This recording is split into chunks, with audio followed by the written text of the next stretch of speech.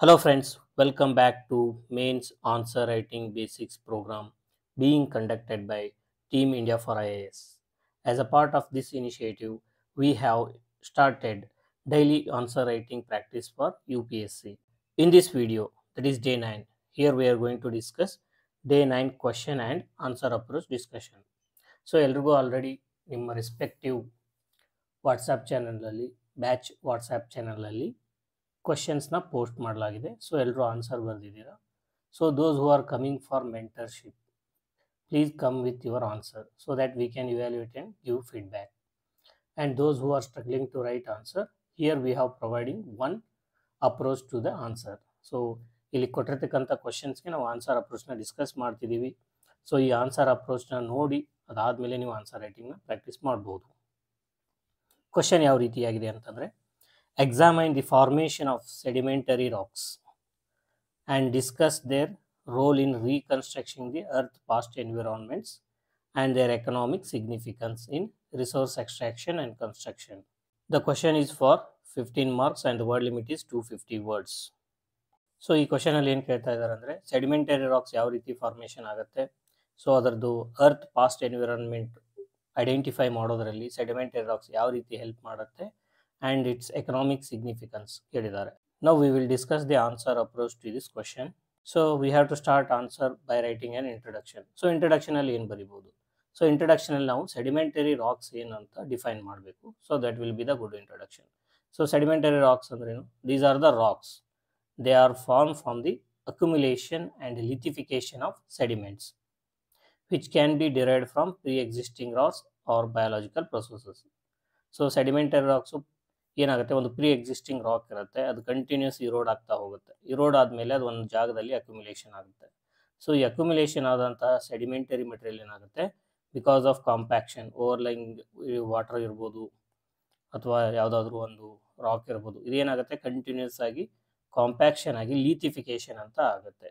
So ಈ lithification ಪ್ರೊಸೆಸ್ಸಿಂದ sedimentary rock formation ಆಗುತ್ತೆ. ಸೊ ಕ್ವಶನಲ್ಲಿ ಏನು ಕೇಳಿದ್ದಾರೆ ಅಂದರೆ, ಫಾರ್ಮೇಷನ್ ಆಫ್ ದಿ ಸೆಡಿಮೆಂಟರಿ ರಾಕ್ಸ್ನ ಎಕ್ಸ್ಪ್ಲೇನ್ ಮಾಡಂತ ಹೇಳಿದ್ದಾರೆ. ಸೊ ಸೆಡಿಮೆಂಟರಿ ರಾಕ್ಸ್ ಫಾರ್ಮ್ ಆಗೋದ್ರಲ್ಲಿ 3 ಟೈಪ್ಸ್ ಇದೆ. ಕ್ಲಾಸ್ಟಿಕ್ ಸೆಡಿಮೆಂಟರಿ ರಾಕ್ಸ್ ಅಂತ ಇದೆ, ಕೆಮಿಕಲ್ ಸೆಡಿಮೆಂಟರಿ ರಾಕ್ಸ್ ಅಂತ ಇದೆ, ಆರ್ಗ್ಯಾನಿಕ್ ಸೆಡಿಮೆಂಟರಿ ರಾಕ್ಸ್ ಅಂತ ಇದೆ. ಸೊ ಕ್ಲಾಸ್ಟಿಕ್ ಸೆಡಿಮೆಂಟರಿ ರಾಕ್ಸ್ ಯಾವ ರೀತಿ ಫಾರ್ಮ್ ಆಗುತ್ತೆ ಅಂದರೆ, it is form from the fragments of other rocks. Sandstone, shale, ಈ ರೀತಿ ಬೇರೆ ಬೇರೆ ಗ್ರಾನೈಟು, ಬಸಾಲ್ಟು, ಬೇರೆ ಬೇರೆ ರಾಕ್ಸ್ ಏನಿರುತ್ತೆ ಅದು ಅದರ ಫ್ರಾಗ್ಮೆಂಟ್ಸಿಂದ ರಾಕ್ಸ್ ಫಾರ್ಮೇಷನ್ ಆಗುತ್ತೆ. ಅದಕ್ಕೆ ಎಕ್ಸಾಂಪಲ್ ಏನಂತಂದರೆ ಸ್ಯಾಂಡ್ ಸ್ಟೋನು ಮತ್ತು ಶೇಲು. ಕೆಮಿಕಲ್ ಸೆಡಿಮೆಂಟರಿ ರಾಕ್ಸ್ ಅಂತ ಇದೆ. ಈ chemical sedimentary rocks they are form from the evaporation of water and precipitation of minerals. So ಇವಾಗ ಮಿನರಲ್ಸ್ ಏನಿರುತ್ತೆ ಅದು ಪ್ರೆಸಿಪಿಟೇಟ್ ಆಗುತ್ತೆ ಅಥವಾ ವಾಟರ್ ಇವ್ಯಾಪರೇಷನ್ ಆಗೋದ್ರಿಂದ ಅಲ್ಲಿರ್ತಕ್ಕಂಥ ಸಾಲ್ಟಿಂದ ಏನಾಗುತ್ತೆ, ಒಂದು ರಾಕ್ ಫಾರ್ಮೇಷನ್ ಆಗುತ್ತೆ. ಎಕ್ಸಾಂಪಲ್ಸ್ ಹೇಳ್ಬೇಕಂದ್ರೆ ಲೈಮ್ ಸ್ಟೋನ್ ಅಂತ ಇದೆ, ರಾಕ್ ಸಾಲ್ಟ್ ಅಂತ ಇದೆ. Then third category organic sedimentary rocks. Organic sedimentary ರಾಕ್ಸಲ್ಲಿ ಯಾವ ರೀತಿ ರಾಕ್ ಫಾರ್ಮೇಷನ್ ಆಗುತ್ತೆ ಅಂದರೆ, accumulation of organic material. So over the period ಏನಾಗುತ್ತೆ, ಆರ್ಗ್ಯಾನಿಕ್ ಮಟೀರಿಯಲ್ ಅಕ್ಯುಮುಲೇಟ್ ಆಗಿ ಒಂದು ರಾಕ್ ಫಾರ್ಮೇಷನ್ ಆಗುತ್ತೆ. ಇದಕ್ಕೆ ಎಕ್ಸಾಂಪಲ್ ಹೇಳ್ಬೇಕಂದ್ರೆ ಕೋಯಿಲ್ ಇದೆ, ಆಯಿಲ್ ಶೇಲ್ ಇದೆ. So these are the organic sedimentary rocks. So ಕ್ವಶನಲ್ಲಿ ಇನ್ನೊಂದು ಪಾರ್ಟಲ್ಲಿ ಏನು ಕೇಳಾಗಿದೆ ಅಂದರೆ, role in reconstructing earth past environment, how sedimentary rocks help in reconstructing the earth past environment ಅಂತ ಕೇಳಿದ್ದಾರೆ. ಸೊ ಆ ಪಾರ್ಟ್ನ ನಾವು ಅಡ್ರೆಸ್ ಮಾಡಬೇಕಾಗತ್ತೆ. So the sedimentary rocks they provide information about the past environments. So ಹಿಂದೆ ಇರ್ತಕ್ಕಂತಹ ಕಳೆದು ಹೋದಂಥ ಎನ್ವಿರಾನ್ಮೆಂಟ್ ಬಗ್ಗೆ ಇನ್ಫಾರ್ಮೇಷನ್ ಕೊಡುತ್ತೆ. ಯಾವ ರೀತಿ ಇನ್ಫಾರ್ಮೇಷನ್ ಕೊಡುತ್ತೆ? Through stratigraphic layers, fossil content and sedimentary structure. So stratigraphic layers ಅಂತಂದರೆ, ಇವಾಗ ಒಂದು ಸೆಡಿಮೆಂಟರಿ ಲೇಯರ್ ಇದೆ ಅಂತಂದರೆ ಈ ರೀತಿ ಕಂಟಿನ್ಯೂಸ್ ಲೇಯರ್ ಇರುತ್ತೆ. So this layer it indicates 10 years, this layer indicates 100 years, this layer indicates 1000 years, this layer indicates 1 lakh year. So ಈ ರೀತಿ ಪ್ರತಿಯೊಂದು ಲೇಯರು ಕೆಲವೊಂದಿಷ್ಟು ಹಿಂದಿನ ವರ್ಷದ ಕೆಲವೊಂದಿಷ್ಟು ಪಳೆಯುಳಿಕೆಗಳನ್ನು, ಫಾಸಿಲ್ ಕಂಟೆಂಟನ್ನು ಹೊಂದಿರುತ್ತೆ. ಸೊ ಅದರ ಆಧಾರದ ಮೇಲೆ ನಾವು ಏನು ಮಾಡ್ಬೋದು, ಹಿಂದೆ ಇರ್ತಕ್ಕಂಥ ಎನ್ವಿರಾನ್ಮೆಂಟ್, ಪಾಸ್ಟ್ ಎನ್ವಿರಾನ್ಮೆಂಟ್ನ ನಾವು ರೀಕನ್ಸ್ಟ್ರಕ್ಟ್ ಮಾಡ್ಬೋದು. Then paleoclimatology. So sedimentary rock formation it indicates the climatic conditions and geological events that happen in that period. So ಈ ಲೇಯರ್ ಸ್ಟಡಿ ಮಾಡೋದ್ರ ಮುಖಾಂತರ ನಾವು 1000 ವರ್ಷಗಳ ಹಿಂದೆ ಯಾವ ರೀತಿ ಕ್ಲೈಮೇಟ್ ಇತ್ತು, ಯಾವ ರೀತಿ ಜಿಯೋಲಾಜಿಕಲ್ ಫಿನಾಮಿನಾ ಆಗ್ತಿತ್ತು ಅಂತ ತಿಳ್ಕೊಬೋದು. ಈ ಲೇಯರ್ ಸ್ಟಡಿ ಮಾಡೋದ್ರ ಮುಖಾಂತರ 1000 ವರ್ಷಗಳ ಹಿಂದೆ ಯಾವ ರೀತಿ ಎನ್ವಿರಾನ್ಮೆಂಟ್ ಇತ್ತು, ಕ್ಲೈಮೇಟ್ ಇತ್ತು ಅಂತ ತಿಳ್ಕೊಬೋದು. ಸೊ ಈ ಲೇಯರ್ನ ಸ್ಟಡಿ ಮಾಡೋದ್ರ ಮುಖಾಂತರ ಯಾವ ರೀತಿ 1,00,000 ವರ್ಷಗಳ ಹಿಂದೆ ಸೆಡಿಮೆಂಟರಿ 1,00,000 ವರ್ಷಗಳ ಹಿಂದೆ ಕ್ಲೈಮೇಟ್ ಯಾವ ರೀತಿ ಇತ್ತು, ಜಿಯಾಲಜಿಕಲ್ ಫಿನಾಮಿನಾ ಏನಾಗ್ತಿತ್ತು ಅಂತ ನಾವು ತಿಳ್ಕೊಬೋದು. So this way the sedimentary rocks, they help in reconstructing the earth's past environment. Then coming to the next part, that is economic significance.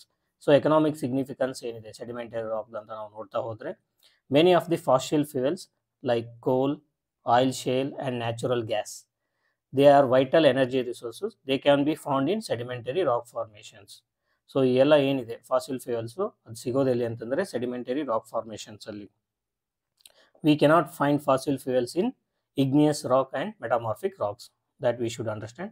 Then minerals, many of the minerals, valuable minerals like gypsum, limestone and salt, they can be obtained from sedimentary rocks. Apart from fossil fuel and minerals, sedimentary rocks, they provide construction materials like sandstone, limestone and gravel. So we have to explain this. So after writing economic significance, we have to talk about the environmental and geopolitical aspects. So environmental aspects ಏನಿದೆ, so what are the consequences of unmindful mining or unsustainable mining? So quarrying ಮಾಡೋದ್ರಿಂದ ಏನಾಗುತ್ತೆ, ಎನ್ವಿರಾನ್ಮೆಂಟಲ್ಲಿ ಯಾವ ರೀತಿ affect ಆಗುತ್ತೆ, pollution ಆಗುತ್ತೆ, habitat destruction ಆಗುತ್ತೆ, ಅದನ್ನು highlight ಮಾಡಬೇಕು. ದೆನ್ ಜಿಯೋಪೊಲಿಟಿಕಲ್ ಇಂಪಾರ್ಟೆನ್ಸ್, ಸೊ ಏನಾಗುತ್ತೆ ಜಿಯೋಪೊಲಿಟಿಕಲ್ ಇಂಪಾರ್ಟೆನ್ಸ್ ಅಂದ್ರೆ ಏನು, how it affects the sedimentary rock, the presence of valuable minerals in sedimentary rock, how it affects the global trade, economy and geopolitics. So ಅದನ್ನ ನಾವು ಬರೀಬೇಕು. For example, the oil and natural gas resources, they are heavily concentrated in Middle East, in few countries in the Middle East. So ಇದರಿಂದ ಏನಾಗ್ತಿದೆ, India has to depend on those countries for import of oil and natural gas. So ಆ ಪಾಯಿಂಟ್ನ ನಾವು highlight ಮಾಡಬೇಕು. After writing all these things, we should conclude the answer. So answer ಏನು conclude ಮಾಡಬೇಕು, we have to talk about sustainable mining practices in the extraction and management of sedimentary rock resources so that we can mitigate the environmental effect. So ಈ ತರ futuristic ಒಂದು optimistic conclusion ಬರೆಯೋದ್ರ ಮುಖಾಂತರ ನಾವು ಆನ್ಸರ್ನ conclude ಮಾಡಬೇಕು. In this video, we have discussed day 9 question and answer approach discussion. In the next video, we are going to discuss about day 10 question and answer approach discussion.